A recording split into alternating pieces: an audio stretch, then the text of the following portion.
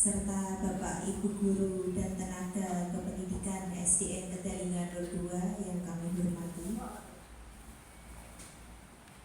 Pertama-tama, marilah kita panjatkan puji syukur kehadirat Allah Subhanahu wa Ta'ala, karena dengan rahmatnya kita dapat berkumpul pada siang hari ini pada acara Kombel atau Komunitas Belajar SDN Kedalingan 02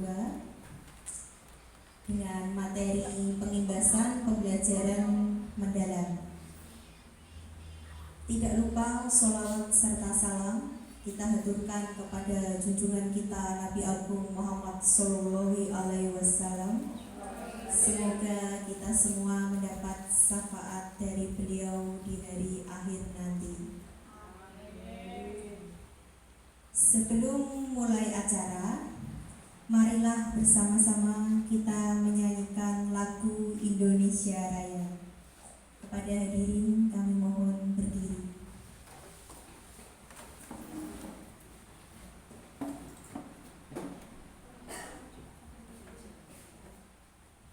Bu Okti, silakan dirjen. Hiduplah Indonesia Raya, tujuan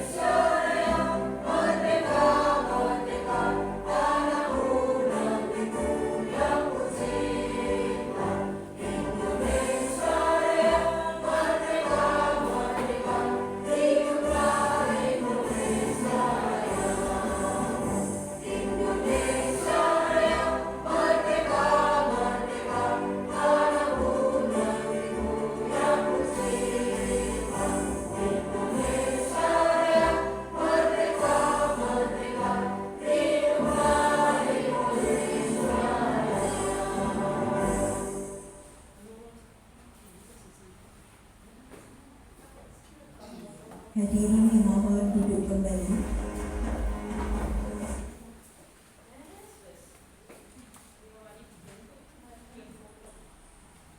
Sebelum acara pengimbasan pada siang hari ini, kita ingat-ingat kembali. Mungkin kalau materi pembelajaran mendalam itu baru pada kurikulum yang baru ini. Kurikulumnya sebenarnya tetap kurikulum merdeka, cuma ditambahi pembelajaran mendalam. Apa itu pelajaran mendalam? Pelajaran mendalam merupakan pendekatan yang memuliakan dengan menekankan pada penciptaan suasana belajar dan proses pembelajaran berkesadaran, bermakna, dan menggembirakan melalui olah pikir, olah hati, olah rasa, olahraga secara holistik dan terpadu. Jadi kalau kurikulum itu tetap kurikulum merdeka, cuma ditambah pembelajaran mendalam. Pembelajaran mendalam itu bukan kurikulum tapi pendekatan. Oke. Next.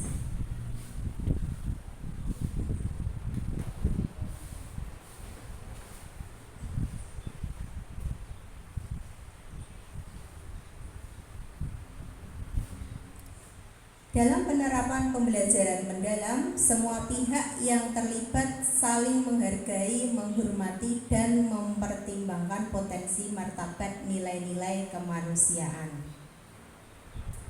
Dalam pembelajaran mendalam, itu ada 3 prinsip ya yang harus kita ketahui, yaitu berkesadaran, bermakna, menggembirakan. Jadi dalam pembelajaran nanti kita harus menerapkan 3 prinsip ini.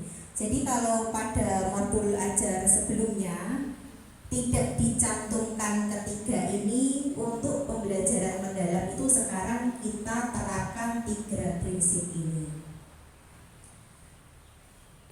Dalam masing-masing prinsip berkesadaran, bermakna, dan menggembirakan itu masing-masing harus disertakan olah pikir, olah hati, olah rasa, dan olahraga. Jadi berkesadaran itu harus menampilkan 4 faktor itu. Bermakna juga demikian, menampilkan olah pikir, olah hati, olah rasa, olahraga. Begitu juga menggembirakan, harus memuat 4 unsur itu. Selanjutnya, apa itu olah pikir? Olah pikir merupakan proses pendidikan yang berfokus pada pengasahan akal budi dan kemampuan kognitif, serta kemampuan untuk memahami, menganalisa, dan memecahkan masalah. Jadi olah pikir itu berkaitan dengan cara berpikir. Kemudian yang kedua, olah rasa. Olah rasa sebagai proses pendidikan yang bertujuan untuk mengembangkan kepekaan, estetika, empati, dan kemampuan menghargai, keindahan, serta hubungan antar manusia. Jadi olah rasa ini lebih ke menekankan ke perasaan atau hati kita. Jadi kalau olah pikir itu berkaitan dengan berpikir atau kita menggunakan otak. Kalau olah rasa itu lebih ke perasaan atau bagaimana kita menggunakan hati dalam pembelajaran. Next. Yang ketiga, olah hati. Pasti bertanya-tanya, apa bedanya tadi olah rasa dengan olah hati? Ya. Olah hati adalah proses pendidikan untuk mengasah batin, membentuk budi pekerti, serta menanamkan nilai-nilai moral dan spiritual. Jadi kalau olah rasa itu lebih ke bagaimana kita menggunakan perasaan kita. Tapi kalau olah hati itu lebih ke menekankan bagaimana pembentukan perilaku yang baik. Tuh, yang ketiga, olahraga. Olahraga ini berhubungan dengan fisik, merupakan bagian dari pendidikan yang bertujuan untuk menjaga dan meningkatkan kesehatan fisik, kekuatan tubuh, serta membentuk karakter melalui kegiatan jasmani. Jadi yang sudah saya jelaskan dari awal, next yang tadi, apabila dibentuk menjadi peta pikiran, itu menjadi kerangka kerja pembelajaran mendalam itu seperti ini. Yang paling inti pembelajaran mendalam. Terus setelah itu ada keimanan, ketakwaan, ini kompetensi lulusan, itu ada 8. Terus prinsip pembelajaran, bermakna, berkesadaran, mengembangkan, memahami, mengaplikasi, merefleksi. Terus dikembangkan lagi menjadi praktek pedagogis lingkungan pembelajaran, pemanfaatan digital, kemitraan pembelajaran. Kalau dirumuskan itu menjadi 8, 3, 3, 4. 8 itu kompetensi lulusan, itu yang lingkaran putih. Yang ketiga itu berkesadaran, mengibarkan, bermakna, itu 3. Terus 3 lagi mengaplikasi, merefleksi, memahami. Yang 4 itu ada kemitraan pembelajaran, pemanfaatan digital, lingkungan pembelajaran, dan praktik pedagogis. Jadi dalam pembelajaran maupun modul ajar nanti kita harus mencantumkan atau menerapkan rumus 8334 itu. Next. Kalau dulu kurikulum Merdeka sebelum ada pembelajaran mendalam itu ada 6 ya Bapak Ibu. Masih ingat? Apa saja? 6. Yang ada nyanyinya itu biasanya. Belajar Pancasila, beriman dan bertakwa pada Tuhan Yang Esa dan berakhlak mulia, berkebinekaan global, gotong royong mandiri, kreatif dan bernalar kritis. Nah, mohon Bapak Ibu berdiri untuk mengingat kembali yang 6, karena sekarang itu sudah menjadi 8 dimensi profil lulusan. Jadi sekarang menjadi 8, kemarin 6. Kita ingat kembali yang kemarin. Silahkan berdiri Bapak Ibu.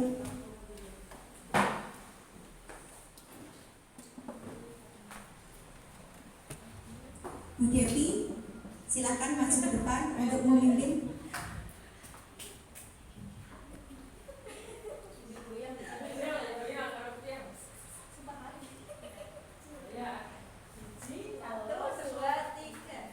Belajar Pancasila, beriman dan bertakwa pada Tuhan Yang Esa dan berakhlak mulia, berkebinekaan global, gotong royong mandiri, kreatif dan bernalar kritis.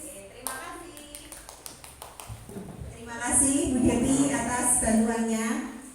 Untuk yang sekarang 6 itu sudah menjadi 8. Apa saja itu? Keimanan dan ketakwaan terhadap Tuhan Yang Maha Esa, kewargaan, penalaran kritis, kreativitas, kolaborasi, kemandirian, kesehatan, dan komunikasi. Next, lanjut. 8 dimensi profil lulusan itu tadi yang sudah saya sebutkan. Yang pertama, keimanan dan ketakwaan terhadap Tuhan Yang Maha Esa. Itu apa? Individu yang memiliki keyakinan teguh akan keberadaan Tuhan Yang Maha Esa dan menghayati serta mengamalkan nilai-nilai spiritual dalam kehidupan sehari-hari. Yang kedua, kewargaan. Individu yang memiliki rasa cinta tanah air serta menghargai keberagaman budaya serta berkomitmen untuk menyelesaikan masalah nyata yang berkaitan dengan keberlanjutan kehidupan lingkungan yang harmoni antar bangsa, konteks kebinekaan global. Lanjut. Yang ketiga, penalaran kritis. Individu yang mampu berpikir secara logis, analitis, dan reflektif dalam memahami, mengevaluasi, serta memproses informasi untuk menyelesaikan masalah. Kreativitas. Individu yang mampu berpikir secara inovatif, fleksibel, dan orisinal dalam mengolah ide atau informasi untuk menciptakan solusi yang unik dan bermanfaat. Yang kelima yaitu kolaborasi. Individu yang mampu bekerja sama secara efektif dengan orang lain secara gotong royong untuk mencapai tujuan bersama melalui pembagian peran dan tanggung jawab. Yang keenam, kemandirian. Individu yang mampu bertanggung jawab atas proses dan hasil belajarnya sendiri dengan menunjukkan kemampuan untuk mengambil inisiatif, mengatasi hambatan, menyelesaikan tugas secara tepat tanpa tergantung pada orang lain. Yang ketujuh, kesehatan. Individu yang memiliki fisik yang prima, bugar, sehat, dan mampu menjaga keseimbangan kesehatan mental dan fisik untuk mewujudkan kesejahteraan lahir dan batin atau well-being. Yang kedelapan, komunikasi yang memiliki kemampuan komunikasi intrapribadi untuk melakukan refleksi dan antar pribadi untuk menyampaikan ide, gagasan, dan informasi baik lisan maupun tulisan serta berinteraksi secara efektif dan dalam berbagai situasi.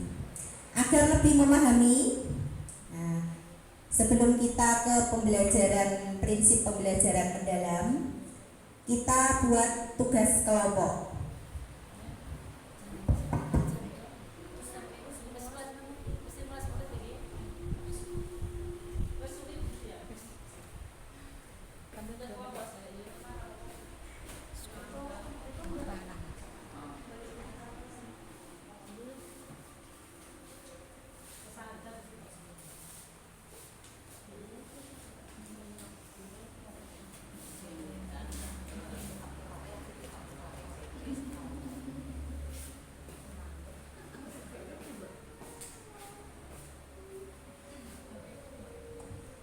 Setiap kelompok saya bagi kertas. Nah, mohon untuk diisi masing-masing. Ya, masing-masing diisi 8 profil lulusan itu. Contoh di satuan pendidikan kita yang sudah ada itu apa saja. Setelah ini kita adakan diskusi.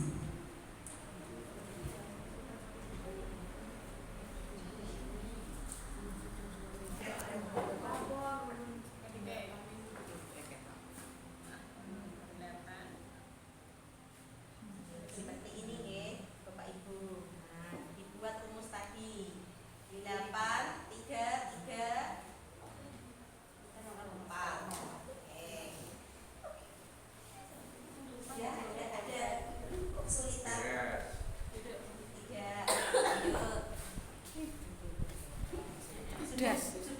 Cerdas kelompok B, kelompok C. Sudah. Ya, Ibu Sumala Lali sangat pintar sekali ya.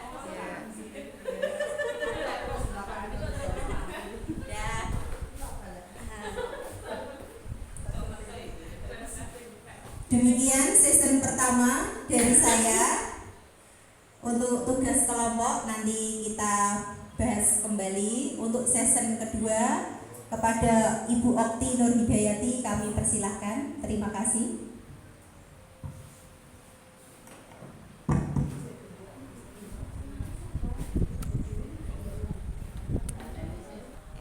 Assalamualaikum warahmatullahi wabarakatuh.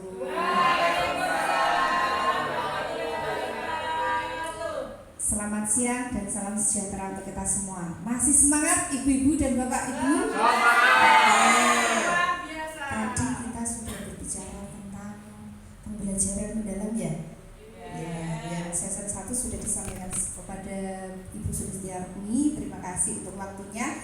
Sekarang season kedua, untuk lebih bersemangat lagi, bagaimana kalau kita menggunakan ice breaking dulu, biar otot-otot ini bisa lemas ya. Oke. Ayo, Bu Desi. Berdiri, ayo berdiri Bapak Ibu guru semua. Ya, ayo kita gambar ya. Tangan diputar-putar, bertepuk tangan. Tangan diputar-putar, peganglah bahu.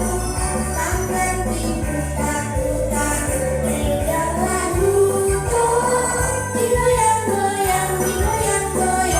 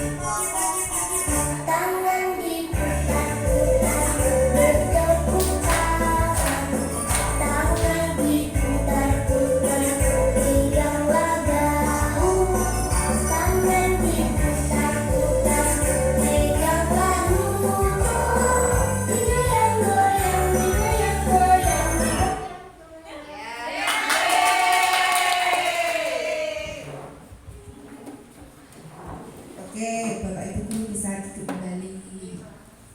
Oke, melanjutkan materi ya. Prinsip pembelajaran mendalam. Yang pertama adalah berkesadaran, kemudian bermakna, kemudian menggembirakan. Next. Nah, prinsip pembelajaran mendalam ini, yang berkesadaran ini yaitu mempunyai karakteristik yang pertama yaitu kenyamanan murid dalam belajar. Kemudian fokus, konsentrasi, dan perhatian. Kemudian kesadaran terhadap proses berpikir. Kemudian dilanjut keterlibatan antara murid mengembangkan strategi pembelajarannya. Kemudian keterbukaan terhadap perspektif baru. Kemudian keingintahuan terhadap pengetahuan dan pengalaman baru. Contohnya pelaksanaannya yaitu dengan cara memberikan pertanyaan pematik yang memacu keingintahuan peserta didik. Kemudian memastikan murid mengetahui apa yang akan dicapai. Kemudian melaksanakan pembelajaran yang interaktif. Kemudian menyiapkan lingkungan pembelajaran yang nyaman.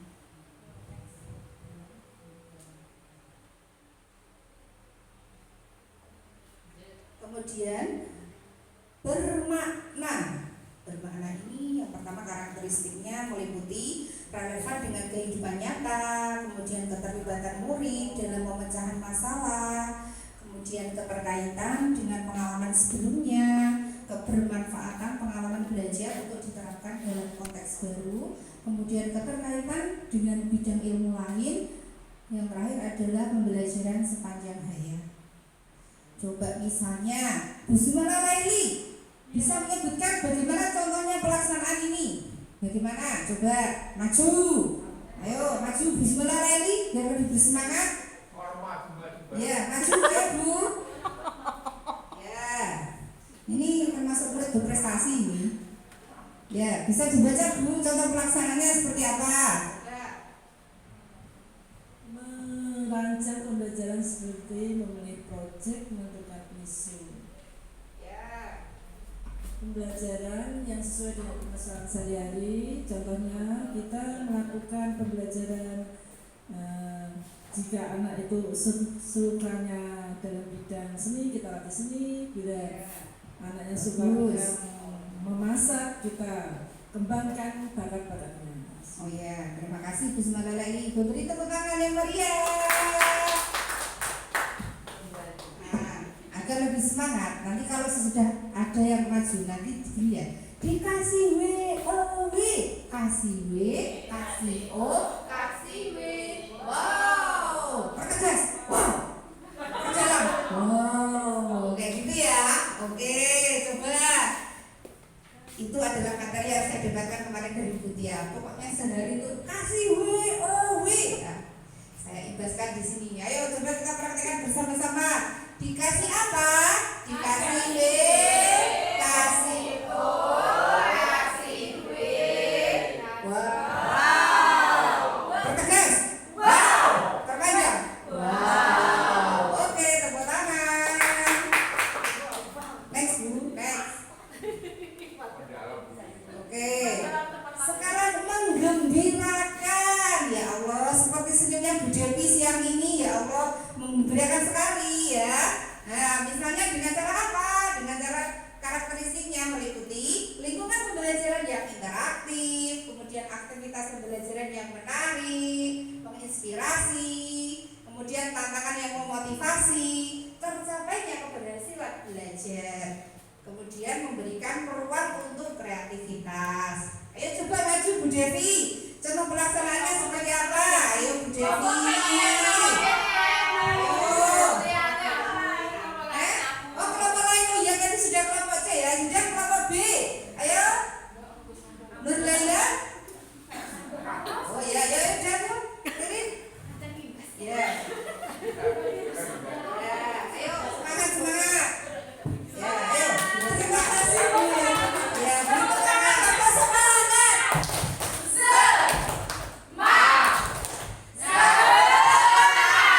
Terima kasih Bu. Contoh pelaksanaannya guru sebagai fasilitator pembelajaran.